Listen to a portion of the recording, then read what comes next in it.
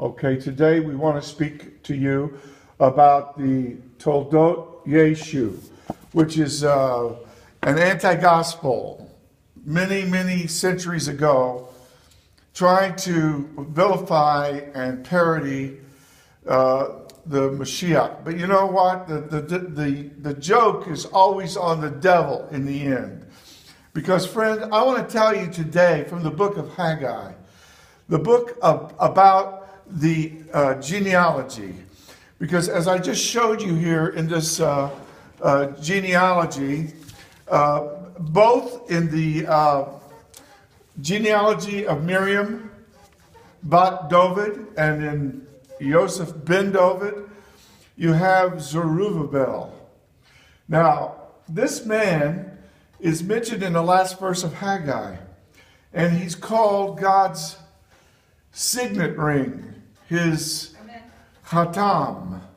And you got to know what that means. In other words, look, if I'm writing you a check and I make it payable to you, when I put my signature there, that's my signature. That's my authority that these are my funds and I am transferring them to you. Well, in the old days, they had a ring that had the equivalent of that, and when you pressed a seal with it, this was an authorization that it was coming from you, and don't tamper with it if it's a grave or whatever it is.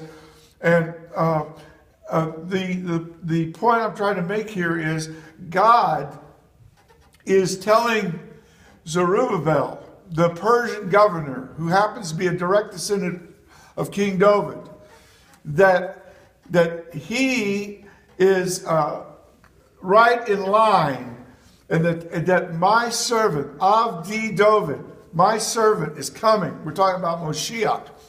We're talking about Isaiah chapter 53, verse 11. My righteous servant will justify many. The Zemach Tzedek, who is righteous.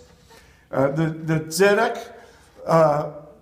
We're talking about the Zemach, It's not Menachem, friend. It's Yeshua. Zechariah chapter 6, verse 11 and 12. Zechariah chapter 3, verse 8. Ezra 3:8. His name, the portent, this Kohen Gadol, his portentous name is a portent of the coming Moshiach.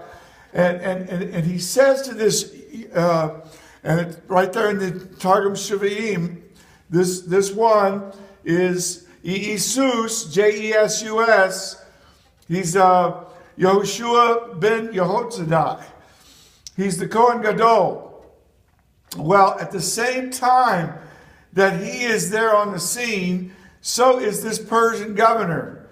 And this governor is a direct descendant of King David, and he is right there as God's signet ring, because this Avdi Zerubbabel ben Shealtiel, in that day I will make thee.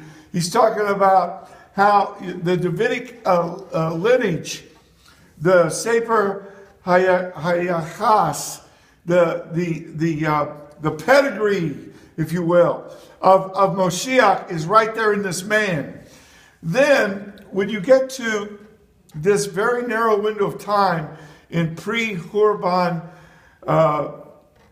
base Moshiach Judaism, where, the base Hamikdash, the temple, right there, right in that narrow window of time before 70 CE, you have not only Rav Shaul, but you have the historian Lucas.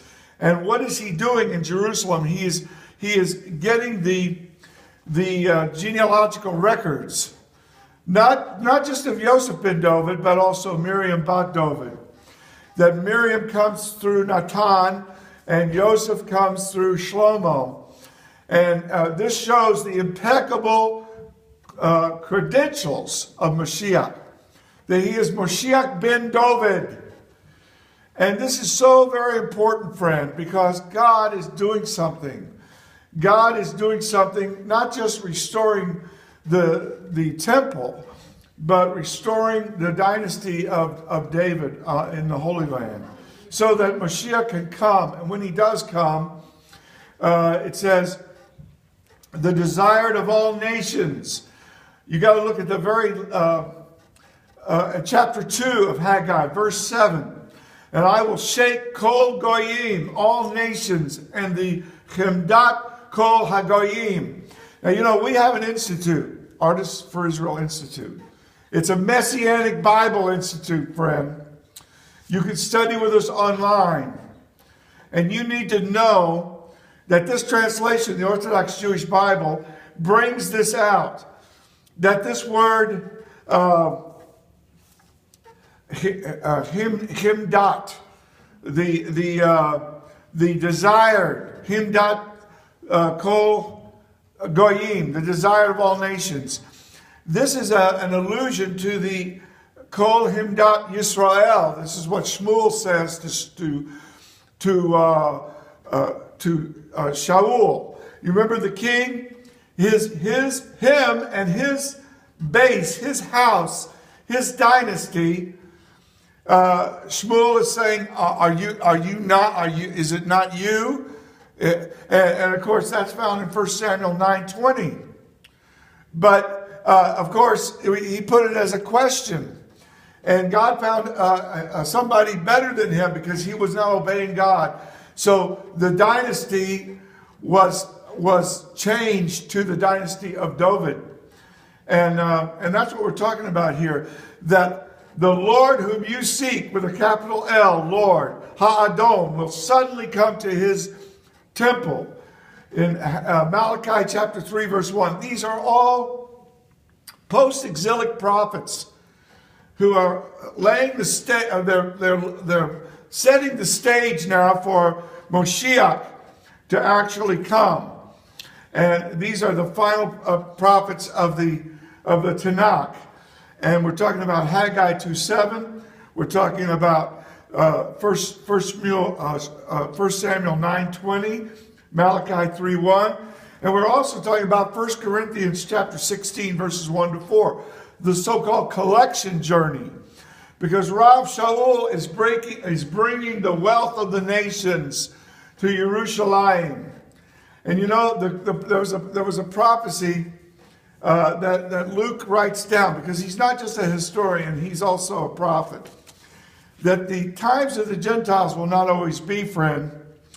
And when you see that fig tree starting to blossom, when I was 5 years old, the fig tree began to blossom. 26 years later, I wrote this book, Everything You Need to Grow a Messianic Synagogue. And you need to know, friend, that we are Pentecostals. There was a little Italian lady out in the congregation in 1974. She stood up and she gave a message in tongues. And then she gave the interpretation. And she said, in 8 days, God is going to use this. And he did. 8 days later, Paul Markstrom said, okay, we're going this direction. Now, at that time, there was only 1 or 2 Messianic synagogues in the world. Now we've got about 800 of them. We got about 1 million Messianic Jews. We got Messianic synagogues from Fort Lauderdale to Kiev, from Paris to Toronto. We have a restoration, if you will, of the mother Messianic congregation that you read about in Acts chapter 21. This is all the work of God, friend. It has nothing to do with a human being. As a matter of fact, what God does very often is he holds his nose. He pulls out the stinkiest rat at the bottom of the barrel. And he does things through this person who is then transformed and becomes a clean vessel fit for the master's use. And this is so God will get the glory, and no flesh will glory in his presence. In 1974, there was a lot of things happening. It was a momentous year for many people who are now deceased, because that was the year, 1974, when Richard Nixon was impeached. And that was the year that that Solzhenitsyn got the Nobel Peace Prize. George Harrison, the ex-Beatle, he announced his concert tour. And Mickey Mantle was inducted into the Hall of Fame. And, there were even terrible things that happened that year, like Ted Bundy's victim, Debbie Kent. She suddenly disappeared in Salt Lake City. And Jean-Paul Sartre, the famous atheistic existentialist, he visited a fellow communist atheist in prison, and there was a lot of publicity. But there was very little publicity for the publication of this book, Everything You Need to Grow a Messianic Synagogue. But you see, God was getting ready to do something. And he's going to do something in these last days that even if you heard about it, you wouldn't believe it. Because God is at work now. He's going to make that fig tree blossom in an unbelievable way as Messianic Jews stream in to the kingdom of God. And the times of the Goyim are coming to a close.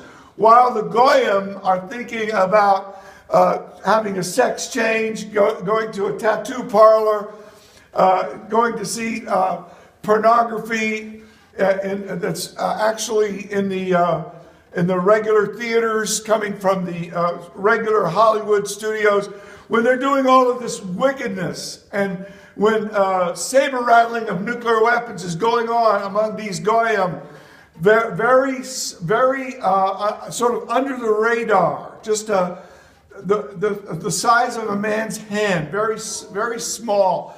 God is going to do great things, friend. And you need to take your eyes off of that anti-gospel, that Toldot Yeshu, Mishigas, this crazy thing that's just slanderous and blasphemous. And you need to look at the real thing. Do you actually believe that Miriam Bat David would not have a copy of her Davidic pedigree, that it could not be ascertained in Jerusalem, that Luke somehow couldn't get his hands on it? Do you actually think that would not be important to her? That to her father, she goes right back to Natan? Do you think that Yosef ben David would not have a copy of his Sefer Hayachas, his genealogy? Do you really think that he wouldn't be interested in the fact that he was a direct descendant of King David through Shlomo? That he wouldn't have that? And do you really think that Luke risked his life along with Rav Shaul, and that he would fabricate this kind of thing? Do you really think that God was so incompetent God couldn't get a professional historian in there to actually do the homework and the research and interview everybody and check all of his sources and give us something that is not only history but prophecy? I'm talking about the Gospel of Luke and the book of Acts. Do you really think that, friend?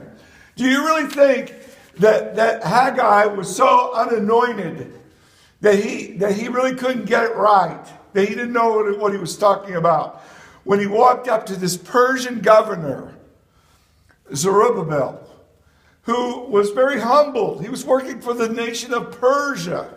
But he did have that genealogical link to David through his father Shealtiel. Do you really think that Haggai couldn't get that right? That when they were building the temple, that Zechariah and Haggai couldn't get their words correctly? Listen, friend, maybe in your mind it would be better if they didn't quite get it right, because you don't really want to believe what Zechariah said. He said, "Your name, Yeshua, your name, Yeshua, is the name, the Tzemach." If you Google Tzemach Tzedek, you get all this rabbinic garbage. Listen, friend, there's only one Tzemach, and that's the one that Zechariah pointed to. He said, "You are the portent of the Tzemach. You, Yeshua." He says, "Hine ish Tzemach Shemo Mo Who am I talking about? Him. His name. Not Menachem. Not somebody else. We have all these imposters that want to be Messiah. Friend, I'm sorry. There's only one Messiah. And how come Zechariah can see it and you can't? How come Haggai can see it and you can't? How come Luke can see it and you can't? How come these genealogies are right there in Luke chapter 3 and Matthew chapter 1 and you can't see it? Friend, it's because you're not saved. You don't have the Haggai, the regeneration. You don't have eyes to see and ears to hear. You don't have a new heart, a lev hadash. You don't have a new spirit, a ruach hadashah. You can't look around with the eyes of the Ruach HaKodesh. This is a closed book. These anti-messianic detractors who are putting their ignorant teachings on the internet, they can't even really read this book. It is spiritual words that have to be spiritually discerned. If you don't have the Ruach HaKodesh, you cannot understand the Bible. You can't make all these connections. You can't look at Haggai chapter 2, verse 7 and see 1 Corinthians 16, 1-4, 1 Samuel 9, 20, and Malachi 3, 1. You can't do it. You can't construe the holy words of God because you don't have the operating system. It takes the Ruach HaKodesh. Don't try to use an Apple operating system and read something that doesn't, some software that isn't compatible with it. Your software is not compatible with the Bible. You have a carnal mind. You need to be born again. And I'm praying right now that God will provoke you to jealousy. That you'll see all these Messianic Jews. And you'll see even how God is using people from the Goyim. And you'll say, wait a minute. You'll get so upset, you'll be like Rav Shaul.